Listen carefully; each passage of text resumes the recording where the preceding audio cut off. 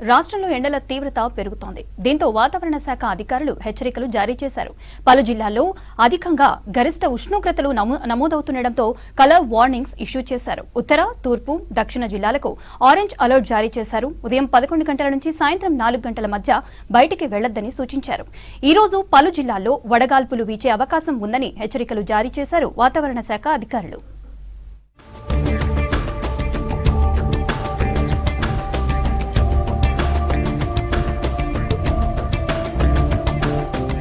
రాష్ట్రంలో భానుడు తన ప్రతాపం చూపిస్తున్నాడు. ఉదయం 9 గంటలు దాటిందంటే అడుగు బయట పెట్టలేని పరిస్థితి ఉన్నది. రాష్ట్ర వ్యాప్తంగా ఉష్ణోగ్రతలు భారీగా నమోదయ్యాయి.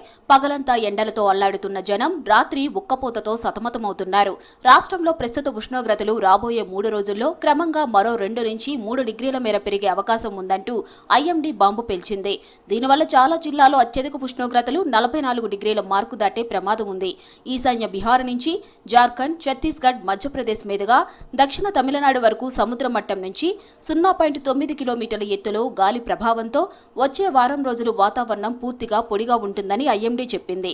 ఉష్ణోగ్రతలు భారీగా పెరుగుతుండటంతో ఐఎండీ పలు జిల్లాలకు ఆరెంజ్ అలర్ట్ ప్రకటించింది. గత 2 రోజులుగా కూడా ఈ యొక్క రాష్ట్ర వ్యాప్తంగా కూడా ఉష్ణ తీవ్రత అనేది క్రమేపీ పెరుగుతుంది. అట్లాగే చూసుకున్నట్లయితే మేము పొందుపరిచిన నివేదికలో కూడా 2 నుంచి 3 డిగ్రీలు సగటు కంటే ఎక్కువగా పెరిగే అవకాశం ఉందని కూడా అంచనా వేయడం కూడా జరిగింది. సో నిన్న నమోదైన గణాంకాల ప్రకారం చూసుకున్నట్లయితే నిన్న ఆదిలాబాద్ కానీ నిజామాబాద్ కానీ 42 డిగ్రీల వరకు కూడా ఉష్ణ తీవ్రత నమోదైంది. ఇంకా సిటీ పరంగా కూడా చూసుకున్నట్లయితే 40.1 డిగ్రీ వరకు కూడా ఉష్ణ తీవ్రత నమోదైంది. బలపడనున్న ఎల్ నినో వర్షాకాలంలో వానలు తక్కువే పడతాయని ఐఎండీ అంచనా వేసింది. సాధారణం కన్నా తక్కువ వర్షపాతం నమోదవుతుందని తెలిపింది. సోమవారం మాన్సూన్ ఎర్లీ రిపోర్టును ఐఎండీ విడుదల చేసింది. 92% మేర వర్షపాతం నమోదయ్యే అవకాశం ఉందని చెప్పింది. రాష్ట్రంలో ఉత్తర తెలంగాణలోని నిజామాబాద్, నిర్మల్, కామారెడ్డి, జగిత్యాల, సిరిసిల్ల, మంచిర్యాల, పెద్దపల్లి జిల్లాలో లోటు వర్షపాతం నమోదయ్యే ఛాన్స్ ఉందని తెలిపింది వాతావరణ శాఖ. ఆగ్నేయ దిశ గాలులు కానీ దక్షిణ దిశ గాలులు కానీ స్థానికంగా కుములోనింబస్ మేఘాలు ఏర్పడితే తేలికపాటి వర్షాలు కూడా వచ్చే అవకాశం కనిపిస్తుంది. నిన్న కూడా మనం చూసొచ్చు వికారాబాద్, సంగారెడ్డిలో మనకి తేలికపాటి వర్ష సూచన కూడా కనిపించింది.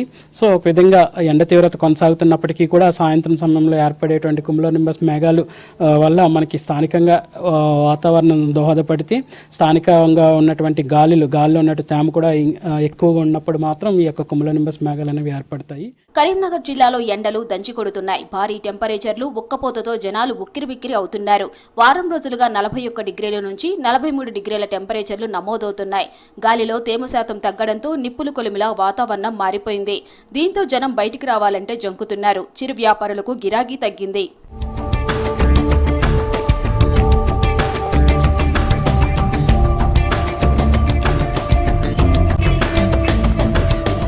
రోజురోజుకి పెరుగుతున్న ఎండలతో జనం ఇబ్బందులు పడుతున్నారు. అత్యవసరమైతే తప్ప బయటకు రావద్దని సూచిస్తున్నారు నిపుణులు.